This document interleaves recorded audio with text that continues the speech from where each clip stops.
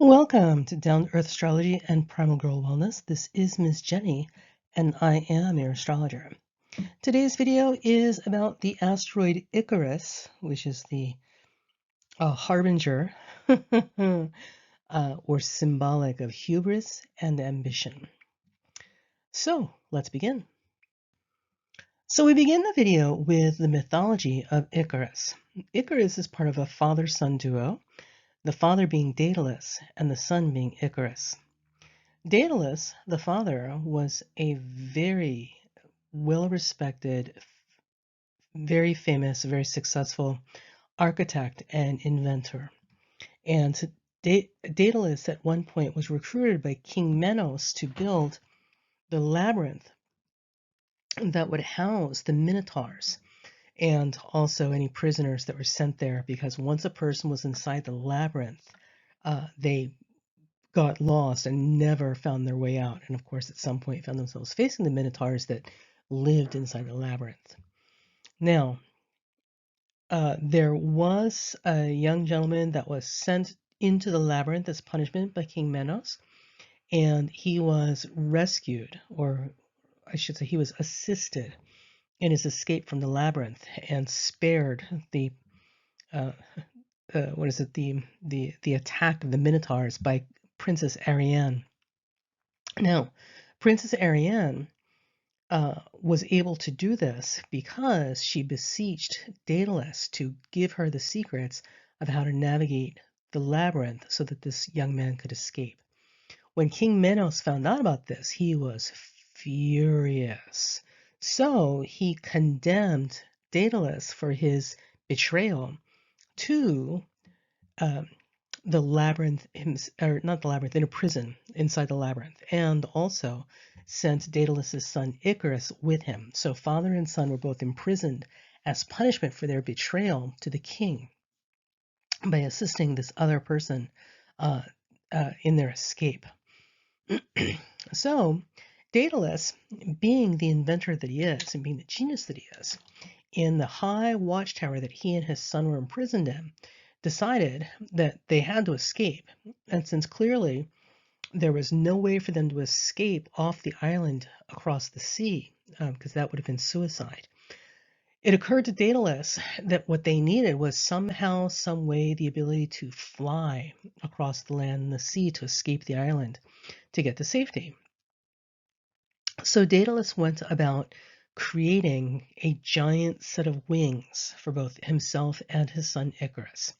He used various feathers plucked from the birds who would perch and stoop high in the towers with them, and made this elaborate set of wings out of feathers and wax and string for the both of them.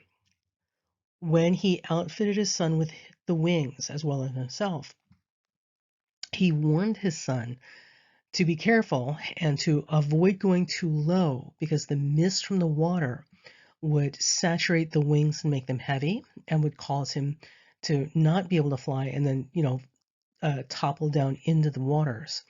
And also at the same time to not fly so high that it got too close to the sun, because the heat from the sun would melt the wax that was holding the feathers and string together. So somewhere comfortably between those two extremes is where they needed to stay in order to escape to freedom. So Daedalus and his son Icarus climbed up on top of the ledge, and they jumped and swooped and began flying. They literally flew over the land and then over the sea. Farmers and herders on the ground below looked up and thought they were seeing gods, because they had never seen such a thing, birds flying in the sky like that. Well, as they were flying, Icarus, who was enjoying his flight so much, wanted to see just how high he could go, because you're there, when will we ever have this chance again? So Icarus, in his optimism and ambition and his complete lack of regard for his father's advice and warning, flew higher and higher and higher until Icarus was so high that the heat from the sun did indeed start melting the wax on his wings, at which point the feathers started coming off, and then he fell into the sea and he drowned. Daedalus, of course, was heartbroken, and once Daedalus reached the ground on the other side, safely away from the reach of King Menos, Daedalus looked desperately for his son, calling out for him, and never received an answer. He eventually found his son's body washed up on the shore, and he buried his son there and named that land, I believe it was Icaro or Icar. So he named the land after his son after he was buried. And Daedalus then went on to relocate himself to a new country. He hung his wings up as an offering to the gods inside an altar, and Daedalus never flew again. So when we look at the asteroids Daedalus and Icarus, it can give us symbolically some information about the things that we might expect to see activated in a person's life with these two asteroids. Daedalus, when it shows up, would have a lot to do with engineering and architecture and things that are done by design. And Icarus will show us where we have ambitions and lofty goals and dreams that may be far in excess of what we're able to reach or what we should be reaching for. Because just like Icarus, flying to the sun just because you can is not necessarily the smartest thing to do, because it could lead to your own demise. Alrighty, so this is the chart from Megan Markle, and the first thing you're going to see that I thought was really interesting and certainly very prominent about her chart is right here. Icarus is conjunct the midheaven on her chart, which makes her ambition like the hallmark and signature and the first thing you know about her within 5 minutes of meeting her. She's a remarkably ambitious person and would have been literally from childhood on. Like you can't miss it. So the thing about it is, with Icarus on the midheaven like this, we have somebody who literally sees no limit to what their potentials are in this lifetime. Like the sky's the limit is literally not even a limit. Like it's the sky and beyond. So we know that she's a very ambitious young lady. We also knew this before we even knew where Icarus was, because she has Moon, Saturn, and Jupiter conjunct in Libra, a cardinal sign. So the Moon, Saturn, Jupiter conjunction in Libra is already going to make her extremely goal-oriented and ambitious. It's going to make her very calculating, very organized, certainly, very self-propelled through life. And this is not to say that she's doing anything any differently than other people. These are the qualities and traits that allow some people to move past their circumstances, while others never quite get that far. It takes a lot of commitment, put it that way. It takes a lot of commitment to your goals to be able to push out of your circumstances and get beyond that. With that Moon, Saturn, Jupiter conjunction, she can come off as extremely calculating, and, well, more than a little mercenary, because her goals are everything to her. Her ambitions and goals are everything. So you either serve a purpose in her life or you're dead weight, you're holding her back. And this isn't to say that other people aren't like this. If you've ever known Capricorns, oh my God, like they can be like that as well. Other signs also, but in this particular case, we just don't expect it because all of this calculating, mercenary, ambitious, focused, driven kind of approach to life and what is going to make her happy and what she needs from life is wrapped up in this soft, fluffy bunny exterior. So she's literally like a psycho bunny, right? This little cute stuffed bunny with a chainsaw behind its back. She's very, very charming, and that's also why she's able to get what she needs from people, right? Literally, she'll take everything from you, and you'll feel good about giving it to her. So, that says a lot about charm and beauty. Now, when we look at Icarus, right, we want to look at how well supported is Icarus and this immoderate ambition that comes with it. Because remember, Icarus is the asteroid that shows us where, especially if it's active in a chart, like in hers, it's very pronounced and active. So you feel it instantly, smacks you in the face the minute you meet her, the Icarus energy. So we want to know, like, how well supported is it? Like, is she able to accomplish these things? Is it, easy enough for her to get there? Well, so we're going to look at what else. There we go. We're going to look at what else is connected to this Icarus that may or may not make it easy for her. Well, look at this, kids. She's got that sun at 12 Leo, setting up a beautiful trine, Icarus on the midheaven. So the first house sun is a very charming placement. The first house sun is also a very selfish, self-absorbed placement. They're all about me, me, me, me. It's the first house is the house of infancy, right? And infants are all about themselves because it's a survival thing. And first house suns need attention because just like infants, they need attention in order to survive, because if people aren't paying attention to them, who's going to take care of them? So the drive to be visible and to be noticed and to feed off of attention is extremely ingrained in first house suns.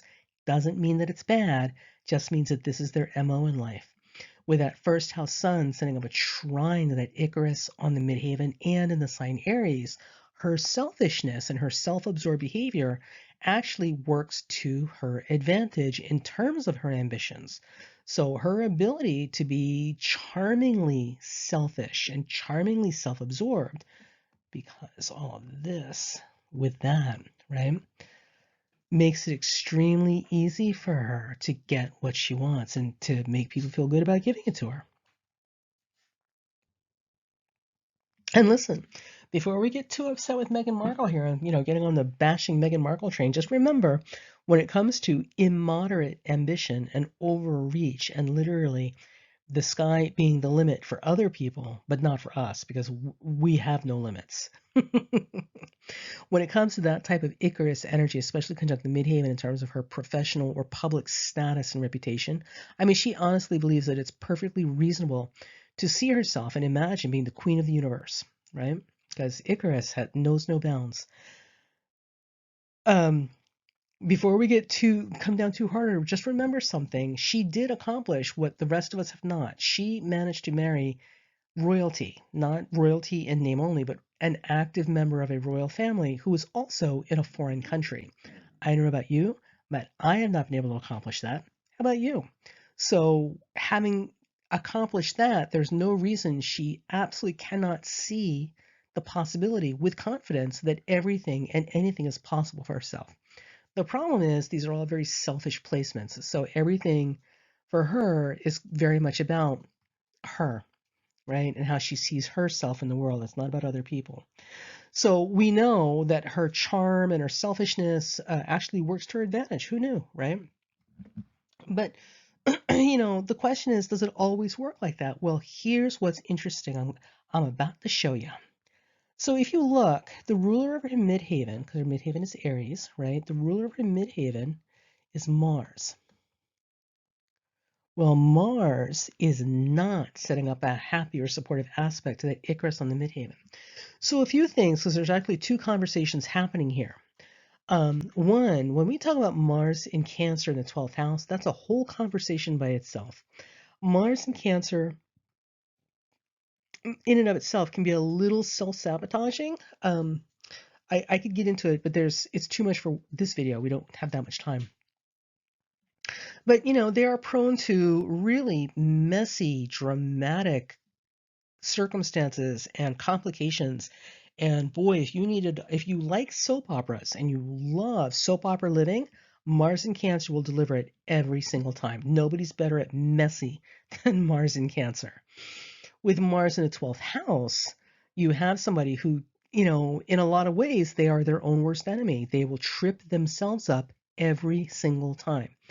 Trump has Mars in a 12th house. He's a classic example of somebody who literally is his own worst enemy.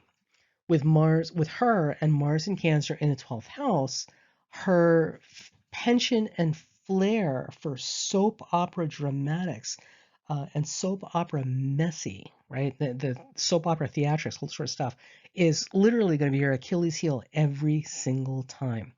Combined with this limitless Icarus that knows no bounds and no limitations in terms of their ambitions or reach, we can see where this could get really, really messy. And this also jives with what we're seeing in terms of this inexplicable behavior from her these last, well, since she got married. That's Mars and Cancer in the 12th house, squaring Icarus on the midheaven. Oy. So there's that. Okay, so let's move forward and let's take a look at Prince Harry. And this is the chart for Prince Harry. So, oh, this poor guy. So, one of the things that's very notable about his chart is he's got this Moon-Saturn opposition on the angles in his chart. And for all the, what is it they call it, whinging, for all of the whining and complaining and indiscreet, unloading of information about his family and all that sort of stuff that he's done, which for him, I imagine would be extremely cathartic and part of a therapeutic process. I don't know that the public stage is the best place to have that kind of catharsis, but, too late now, cat's out of the bag. I'm sure a lot of that was specifically for the purpose of catharsis and purging and kind of, breaking ground, therapeutically speaking, as it were. And the reason I say that is because he has this Moon-Saturn opposition and in fixed signs, right? So the first thing to understand is with a Moon-Saturn opposition, you're going to have somebody who has an incredible difficulty in expressing their emotions. They're very disciplined, reserved, tightly laced, straitjacketed, imprisoned even when it comes to their feelings. There is no feeling that passes through them that is not put under the microscope of self-assessment, either self-analysis, because they've been through the therapeutic process, or through the lens of what's considered appropriate or social contracts and rules. So, am I allowed to feel this way? Is this appropriate to feel this way? Is it going to look bad if I feel this way? And their self-expression is extremely retarded and limited. So the thing about it is, you have to understand that you can have two people, with any family, can have more than one child growing up in a family, that not only come out as very different personalities, but also have very different memories and experiences of their childhood. And their takeaways of what's important to navigate through life are not going to necessarily always be the same thing. Because everything that we do, we're seeing through the filter and lens of our own personal evolution and our development. So with this Moon-Saturn opposition, one of the things that's guaranteed to have happened for Harry is that growing up, the thing that would have resonated most easily for him is this business about never complain, never explain, right? We don't stiff upper lip. We don't show our emotions like that. We don't allow ourselves to be vulnerable. It's not safe out there. So the less we share and reveal to other people, the less unsafe and vulnerable we are to their criticism, or their attacks or their exploiting of us. He would have learned these lessons and taken them to heart very early in life because they would have resonated with that Moon-Saturn opposition he came into this world working with. The problem, of course, is that as we become, individuals, as opposed to these, cute little, cute little fat-faced babies that don't really have a whole identity yet, we tend to solidify and kind of anchor into these things for good or bad. Sometimes, it doesn't come out the best. So we've got to unlearn some stuff because, we interpret it the wrong way and kind of let it gel the wrong way. So with that, this poor guy is already starting with a very prominent issue when it comes to being emotionally vulnerable and being emotionally honest, not only with other people, but with himself. And stubborn, oh good God, stubborn as the day is long and fixed. Like once he's made up his mind about something, like that's it. So there are people who are very destabilized when they're wrong about things, which is why they don't like being wrong. Those people who know it all. They have to be right about everything because being wrong destabilizes them so much. It's the worst thing that can happen. With him, it's kind of the same thing, except with him, it's about what he's made his mind up about, his judgments. So once he's made a judgment or decision about something, it's very destabilizing for him to have to change his mind or go back on a decision. This is important to know because this is absolutely going to factor into the amount of stress that he's under when it comes to his marriage to Meghan Markle and all the furor that goes with it, versus having to potentially consider a divorce, which he'd rather chop his arm off, with a Swiss Army knife before he'd get divorced, because that's just too much. But that will play itself out in time. I'm sorry, we weren't talking about that. Let me get rid of this. All right. Now, for Prince Harry, his Icarus is right here. So now he has Jupiter conjunct Icarus in the 12th house. This is not a bad thing, although I will say Jupiter with Icarus, or Icarus with Jupiter, either way, is certainly going to expand those high-minded, idealistic dreams about what we can do to save the planet, save the future, save, people, save the world. So the desire to be a hero, and to give positive contribution is extremely pronounced in this particular chart, in his particular chart, because Jupiter, along with being an expansive planet, is also a very generous other person planet. Jupiter is very much about community and everyone as a team, not, the great I as an I am. So Megan's Icarus is in Aries at the top of her chart, and Megan is always going to be about Megan's ambitions and what Megan wants and what Megan needs and what Megan dreams about as far as how Megan sees herself operating in the world. It has less to do with the world around her and more to do with how Megan sees herself positioned in it, because of all that Aries emphasis. With Harry, with Jupiter and Icarus together, those grand dreams of those grand ambitious dreams, of doing something beyond reasonable reach, for him has a lot to do with Jupiterian ideals. So there's a lot of idealism that's pushing this and fueling this. There's a lot of grandiose generosity, and wanting to get everybody on board and save the world, literally save the world, or save the whales. That fuels his dreams about the things that he is ambitious of doing. And the thing about it is, it's in 12th house of charity. So that 12th house is a spiritual house. The 12th house is not about the material revolution. And God forbid if you are, because that 12th house will mess you up every time, because that's not what you're here to do. With a Jupiter Icarus conjunction in the 12th house, he literally very much is driven by dreams, even if he doesn't tell the rest of us about it, certainly. He is driven by dreams and visions of doing something grand and noble and generous and magnanimous for everyone. He really wants to save the world, or wants to see himself as someone who can potentially save the world. That is his ambition, is to do something spiritually great in his lifetime, because the material stuff's it's not enough of a motivator for him.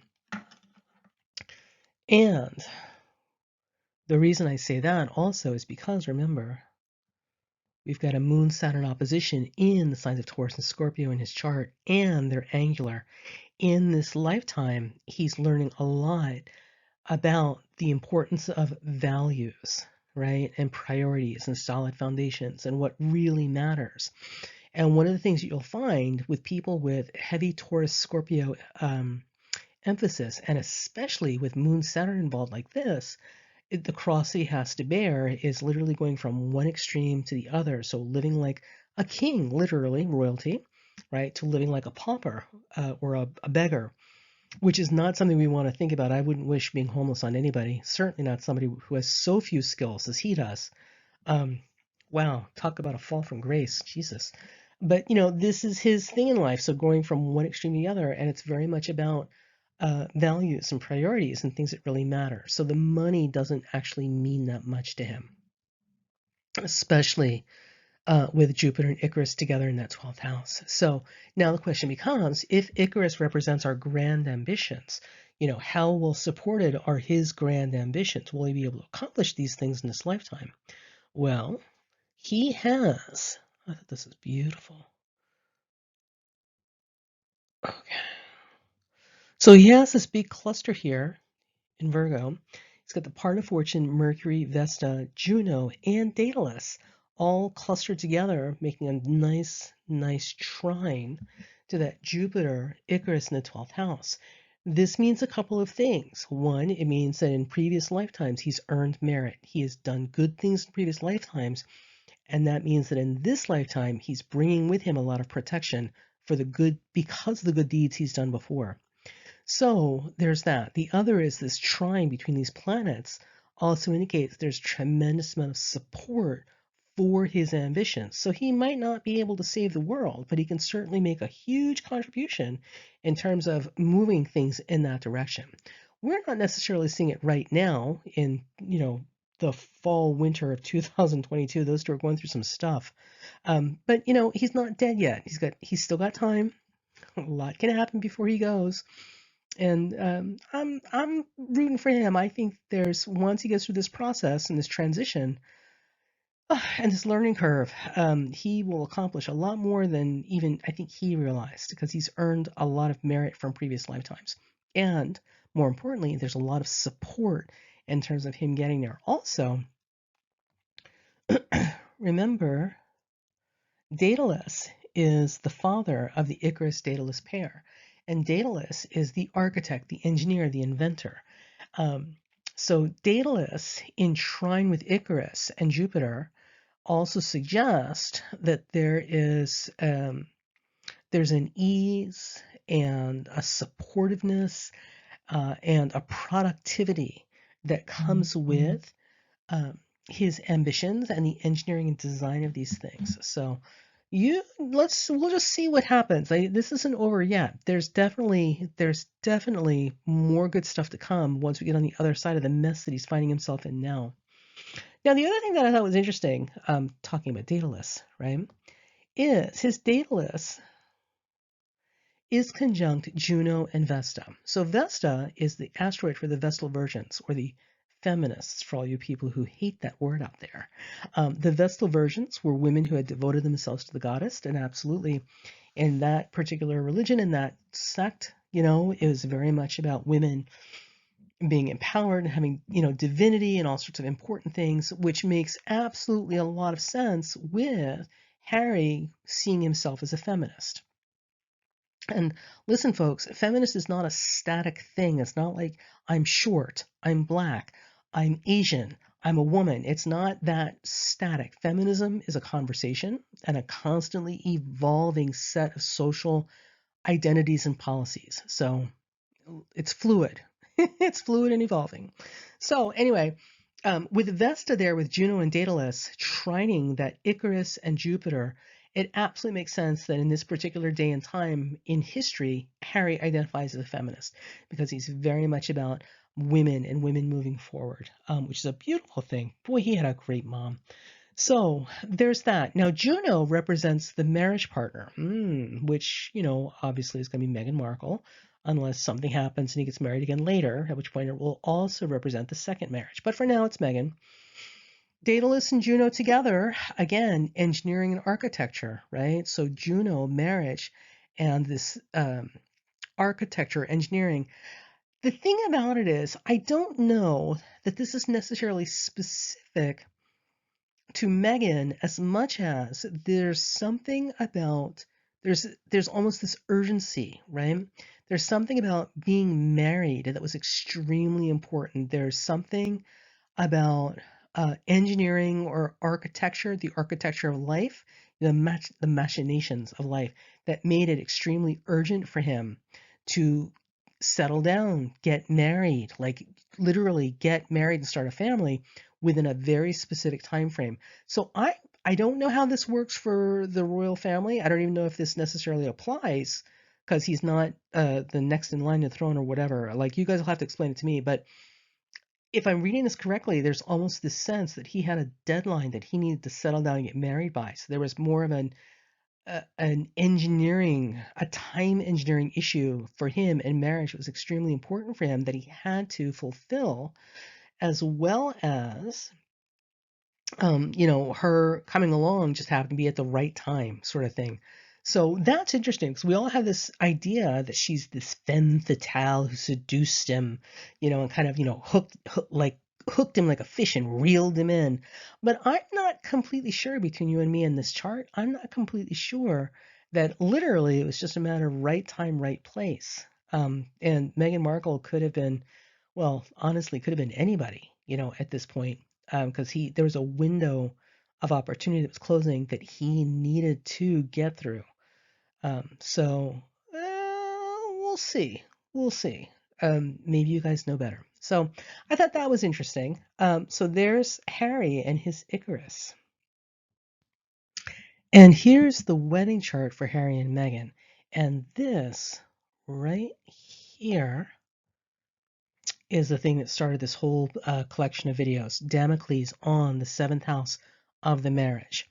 And I literally just found that on a wild hair. I was kind of nudged to look in this direction. But we're not talking about Damocles right now. We're definitely talking about it in a separate video. But for right now, we're talking about Icarus. So we've seen Icarus as it operates in Meghan's chart as well as Harry's chart. And yeah. And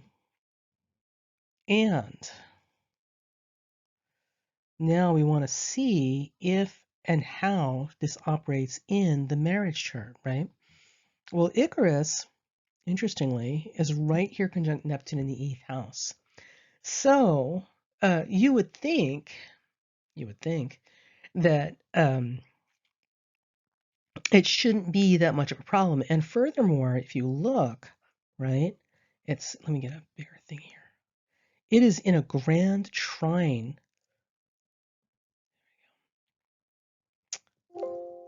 Come here. It's in a grand trine configuration, right? And involving angles. So you would think that Icarus, their ambitions as a couple, should be extremely well supported, as far as their identity and ambitions as a unit, as a couple working together. Now, clearly, for those who've been following these two and their adventures since they got married, it has not worked out quite exactly the way you would think for something that's supposed to be well supported. So we do know that at every turn they have been supported as best as the royal family and the system, that is the royal family and the courts or whatever, can do, under the circumstances. I mean, there is a limit to how much they can accommodate somebody. But obviously that is not worked out the way we think of when we think of grand trines, because typically grand trines is literally just like spreading icing on a cake. It couldn't be any easier for anybody. But that is not. It has not been smooth, and it has not been easy in terms of whatever their ambitions as a couple are, and moving forward, through life with or without the royal family, in terms of getting things done. It's just literally been problems and headaches, and you're going at loggerheads with people every step of the way. Well, so where did that go wrong? So here's the thing, right?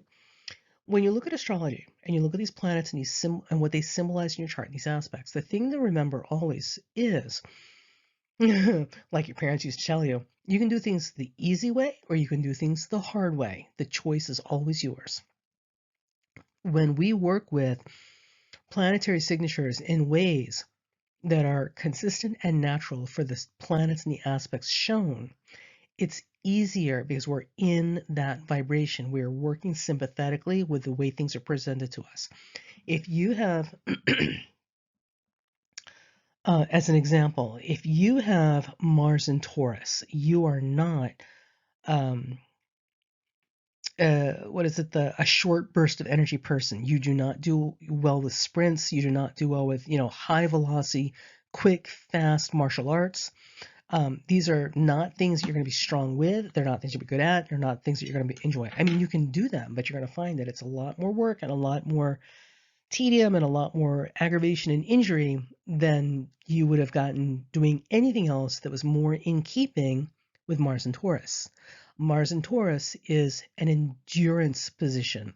So with Mars and Taurus, anything that is more structured, organized, and requires endurance, not quick reflexes, short bursts of energy, that is what they're going to excel at, because Mars and Taurus needs time to ramp up, and once they get going, they pace themselves and they're good, right? But they also need to know what they're dealing with. They don't like surprises coming out of different directions. They need to be able to throw their whole self into their whole weight into the activity and stay with that, right? Literally put their weight into it.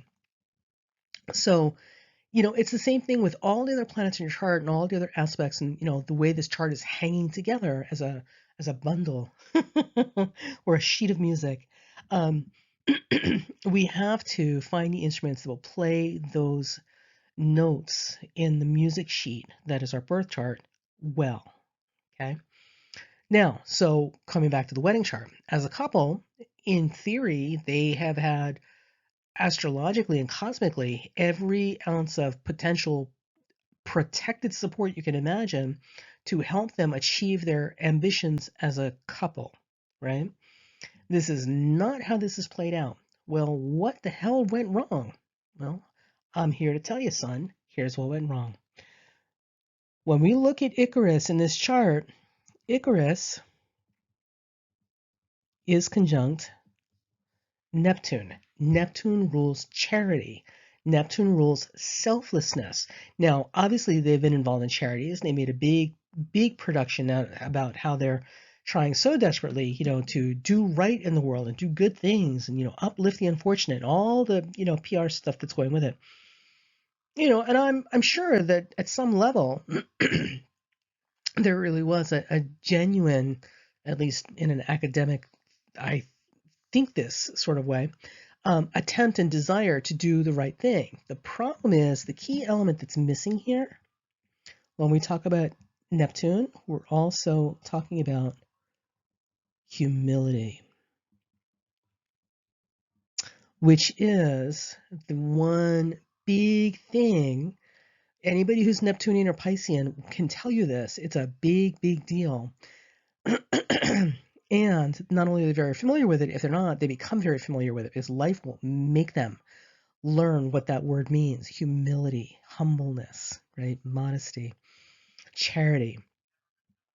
And humility seems to be the one thing that who, him and her, have missed along the way.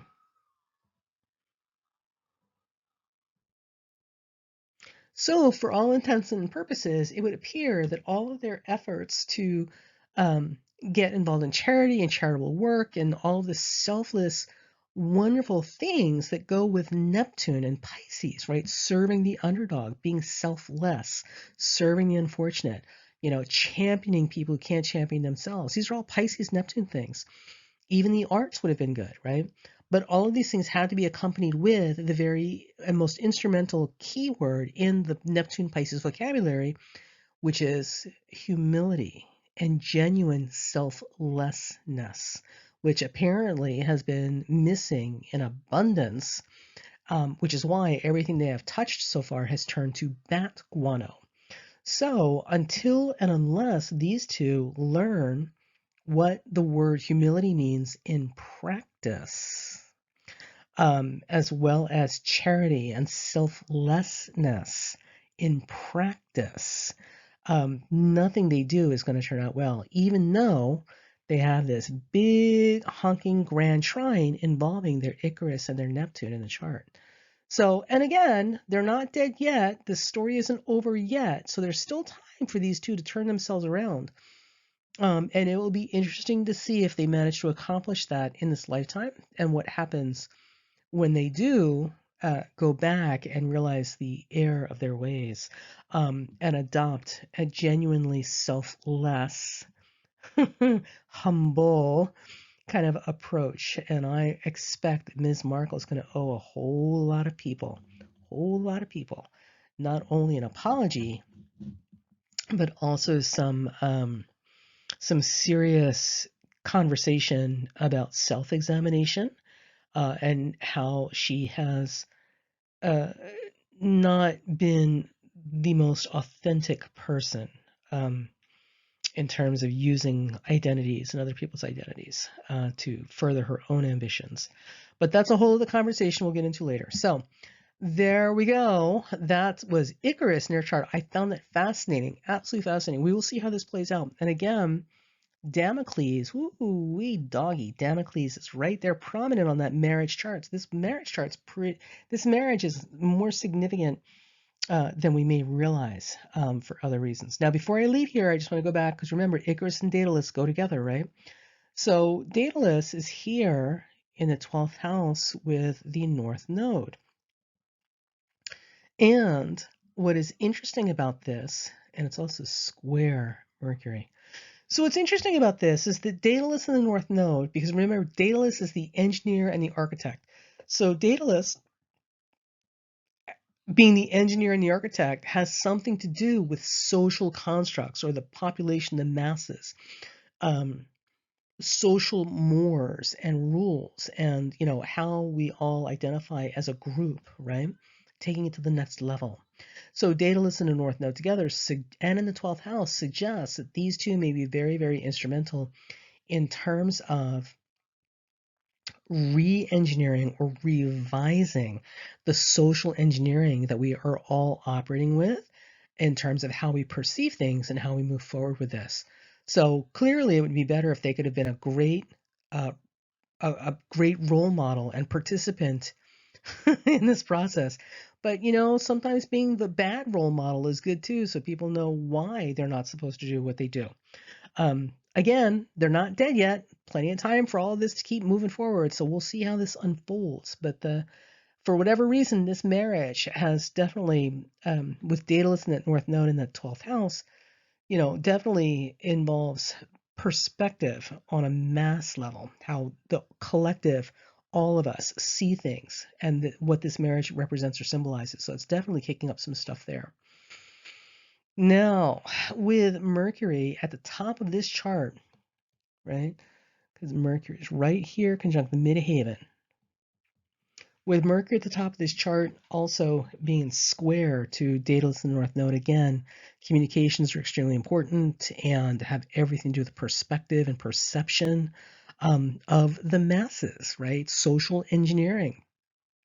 And certainly they have, or rather, they are in the process of participating in that in ways that they may not realize that they're doing. Because remember, the 10th house is about public status and public reputations, what the public sees, not the people close to you, but people out there, right?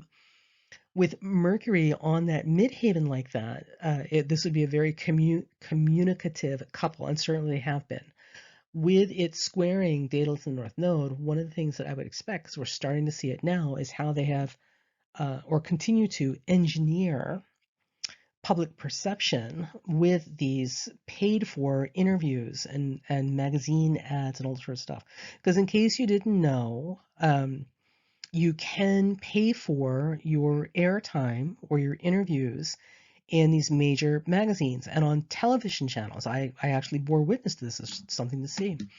So here in the United States, I don't know about other places, but here in the United States, you can pay for a magazine to do the article or interview with you as if it was their idea, right? The Vanity Fair, I guarantee you she paid for that. Okay, it wasn't their idea. She had someone pay them to do this piece on her, which is also why it's probably very weird how it seems so friendly to her, right? You can do the same thing with television, right? And television programs. Now, I'm sure with Oprah, she didn't pay for that. I'm sure Oprah jumped on that on her own because that was a huge moneymaker in terms of getting advertisers to buy time during that segment. But I know from personal experience, I've seen this with like local news stations. You can actually pay to have them produce a little segment where it looks like they're doing community news, right? Oh, here we're at Bob's, sporting goods down on Market Street, and the store is just open and blah, blah, blah. We want to talk to Bob about how he feels. Like it looks like it's genuine interview that the news station has decided to do as a community awareness or community service thing. But the reality is that Bob or whoever that person is actually paid them to do this and air that segment for them. I know, sneaky, right? So with Mercury on the midheaven in this wedding chart, squaring Daedalus, architecture and engineering, and the North Node, the populace, the masses, right? The antennas of communication, this just in. And in square aspect, which is not helpful. Certainly, this is going to be very difficult for them to do a lot of PR spin without it being challenged, and also revealing how these things actually work, which is exactly what's happened. So that's interesting. So I just wanted to cover a couple of things about these two while I was looking at. I thought one of the things that I thought was interesting is, talking about Daedalus in Harry's chart. Daedalus is conjunct Juno, and Juno represents, of course, the marriage partner, right? So the thing about it is Daedalus we typically think of as the father, because it's Daedalus is the father, Icarus is the son. So, on a very literal level, you would think that Daedalus means that the marriage partner, Juno, is like a father figure to him, which doesn't really make sense. So I thought this was interesting. I want to share this with you. So the thing about it is when we think about mothers and fathers in terms of family units, right? Moving away from gender-based identities, one of the things that we think about is the mother is the person responsible, or the caregiver responsible for the emotional formation and moral fiber of the developing individual, right? It is the place where we go to replenish ourselves, for security, to mend ourselves, where we make deep, meaningful connections with other people. We learn that through the caregiver that identifies as the mother. With the father, regardless of gender, with the father, we think of somebody who teaches us how to navigate the world, right? The father is the one who teaches us how to deal with predators outside the door, with problems outside the house, with the world at large out there, right? So we think of the father as the external social force and the mother as the internal psychological force or developmental force. So if that is the case, Daedalus as the symbolic father in a chart, conjuncting Juno, could also indicate that the marriage partner would take on the paternal role or the father role, which in the marriage to marriage, Meghan Markle makes all kinds of sense, because think about this for a second. Here is a man who literally has no real world skills. He was never raised to have real world skills because he was never going to need them. Like, why would I raise you to be a high wire acrobat person if you're never going to be on a high wire acrobat living in the circus? Like, I would never teach you that because it's just not part of the reality I expect you to live in. So it's kind of the same thing with him. He's been raised to be part of a working member of the royal family. He was never raised to be a commoner, had to make a living. Hey, if you enjoyed this video and you'd like to see the rest in the series, make sure you subscribe to the channel. Please give me some feedback by letting me know if you liked it or not, by hitting the like button. And if you think somebody else might be interested in, by all means, absolutely share. Share the love. All right, I'll see you guys in the next video, where we will be talking about Damocles, the sword of Damocles, and fate.